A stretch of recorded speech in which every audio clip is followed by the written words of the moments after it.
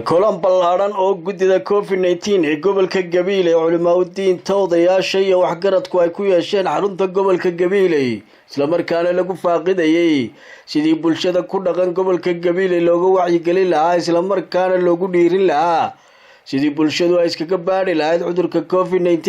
iyagoo raacaya tallaabooyinkii wasaaradda caafimaadka ee Somaliland iyo guddida ka hortagga COVID-19 dadkaan ugu baaqaya guud ahaan iyada oo fariimo badan laga soo jeediyay xanuunka COVID-19 ee hadda ina soo wajahay gaar ahaan gobolkeenii buu hadda soo galay oo lagu sheegaya dhowrkii qof ee ugu horeeyay laga helay dadaalkii walba aynu sameyn jirnay ku ka badan baa la inooga sii baahan yahay laba qodob ma ku soo ururin lahaayo war wixii fariin caafimaad ee la inoo sheegay aynu fulino oo sideeda inaan ka dhagaaday in aynu dhaqaajino talabaadna qofka iska shakiya ama cid agtiisa laga yaabay laga helo ama calaamaadkii wax un kamid ah soo arkayuna ka baqanin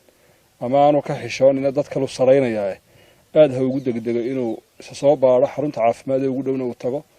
waayo qofku waa qaatil hadduu qarsado oo uu aamuso dadkii oo dhan buu leeynaya dambigoodana isaga qaadaya aakhirana isaga loo xisaabinaya ilaahay tabaaraka wa tacaala wuxuu tilmaamayaa qofka nafdila inuu la mid yahay sidii dadka oo dhan mid dilay marka intuu ama xishoonayo ama baqanayo naftiisa iyo nafa kale galaafanaya u sareynaya ha ku dadaalo inuu isbaaro xarunta caafimaad meesha ugu dhowna uu tago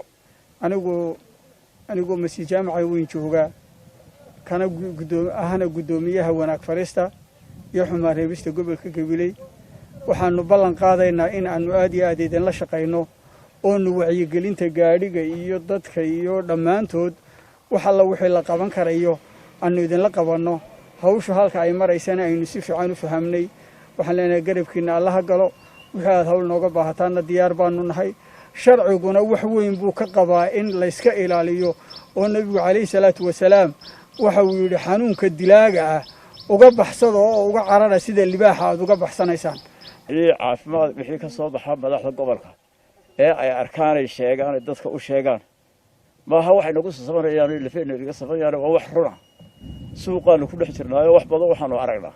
dadkii oo war waxani waa barbogaadho dadka loo dhexgeliyay wax jira baa waa durigeennii war waa xaqiiqo uu jira dad badan baa u dhintay wixii dhibaato keenaya ee naftaada wuxuu keenayana ee lagaaga digana in sideeda u qaadataa fiican waxaan leenahay anagu odayaashiya war caruurtaada ilaali oo magaaladaada ilaali oo gobolkaaga ilaali oo soo sheeg qofka ku tuunta hargab xumibaha haya hadduu doonee meel lama geynayo wuu isleegayaa gurigiisa hadduu doono ku xidhnaanaya iska joogaya haddii kalena halkan kalunbu waa la geynayaayo adunbaa wax u geynaya in dadkii meeshii goobtii oo inoo diyaaro oo qalabkeygii diyaar yahay in qofkii u baahda in cisbitaal la dhigo in la dhigo meeshii la dhigayna waanu haynaayo waa goobta treatment centerka ee iskuulkii farsamada gacanta loogu talagalay ee magaalada Koonaheega ku yaala marka shaqaalihiina waa diyaar in dadku ay qofkii xanuunka qabta ama iskaga shaqeeyo u yimaado imika xanuunka totalka guudeen gobol ahaan imika hayna waxa weeyaan 4 qof laba qof waa dadka soo xagaa baxee odayay islaantii weeyaan odayga marka hore laga helay islaantiina markii dambe aanu baadhnay baa laga helay kadib labada qof waa inaga yimaada xagga Djibouti laba qofna waa laba qof oo gobolka aan meel kale ka yimin oo gobolka mid Gabiley iyo mid allay badaya qof kaloo shanaad baa jiro isagu Hargeysa ka yimid isagoo laga helo oday xanuunsanaya isaguna jooga allay baday marka totalku 5 qof meelaha 5 qof bay noqonayaan inta positive ee gobolka joogta dadku inay ku baraarugsanaadaan aanay iska qarsanin maanta lagu ogaado qofku waa virus buu sida dadka in la karantiineeyo weey haddii isagu soo sheego oo walka la soo sheego de waa la qabanaya wixii ku dhacanaysa isu geystay waxaan codsanaynaa dadku inay biliis kala soo xiriiraan oo ay soo sheegaan annagu waa ku baxaynaa waxna waa laga qabanaya labana ogola sidaan magaalada loogu ogolay lagu ururaan miigan loogu ogolay war xanuunka dadka yaan loo qarin oo magaalada loo qarin وأن سوماليلاند لoo qarinin oon gobolka loo qarinin الله صلى الله عليه وسلم halkan waxaanu kulan isugu nimi maanta culimada gobolka iyo gudidii ka hortagga iyo diyaar garowga xanuunkan COVID-19 ee gobolka oo ugu talagalay in lagu sii xoojiyo doorka wacyigelinta ee arinta la xiriirta xanuunka coronavirus ee bulshada dhexdeeda saynu ka warqabno xanuunkani laba arrimood baa ugu muhiimsan oo mid ay tahay sidii caafimaad ahaan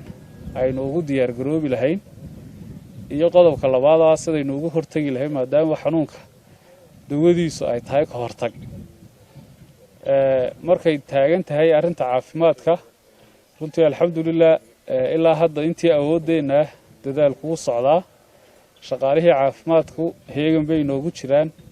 wixii qalab aynu haysanay awoodeena waa inoo diyaar waynanu sii wadi doonaa dadaalka insha Allah taala gudiduna lixda degmo gobolka runtii wixii u diyaar garow caafimaad ah horaba looga howlgalay qodobka aad iyo aad u muhiimkii waa arintan aynu hadda u wada fadhino ee ah wacyigelinta oo furo ah arinta ka hortagga COVID-19 oo qofku haddii iska shakiyo uu fudaydiyo bahda caafimaadka si noloshiisa iyo noloshii dadkuba ay u badbaado waayo xanuunkan kuma eekaanayo qofka laakiin qofkii deyntaasoo qof oo qoyskiisa ugu horeeya buu runtii halis gelin karaa saadaradeed shikigu laba nooc buu ku iman karaa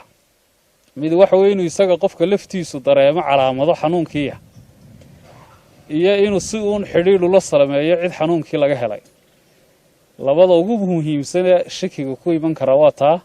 laba siyaabood uu ku imaanaya qofku xanuunku inuu qofku xanuunka asiibo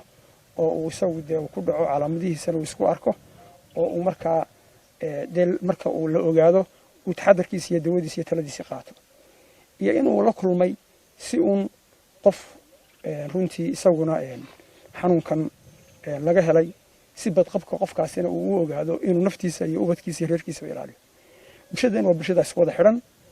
oo runtii madax iyo mijabaal deele oo aan kala lahayn hebel baa madaxa iyo hebel baa faqiira iyo hebel baa taajir iyo hebel baa ganacsada iyo hebel baa dhakhtar intaba waa laga qaadaya oo waa ila kulmayaan malahan qof kasta qof la kulmaa in uu runtii uu isagu laftigiisu positive yahay runtii aniga laftigaygu madaxda qarankan ka mid ahay waxaanu kulanay maamulka ama madaxda sare ee dowladda dhexe rag ka mid aanu shirar wada galnay waa laga helay qaar ka mid ah ciddii aanu kulanay anna markaa arbacadii ilaa iyo xaddii ilaa iyo arbacadii iyo sabtidiiba waxaan ahaa guriga iska joogay arbacadiina shaybaarkan tegey anaa keligay tegey waa iska soo qaaday waa soo baaray negative baan noqday marka qofku ma ahan inuu ka qabo sas inuu ka qabo ma ahan qofku waxa weeyaan inuu Muuse Xuseen Xasan Zom News gobolka Gabiley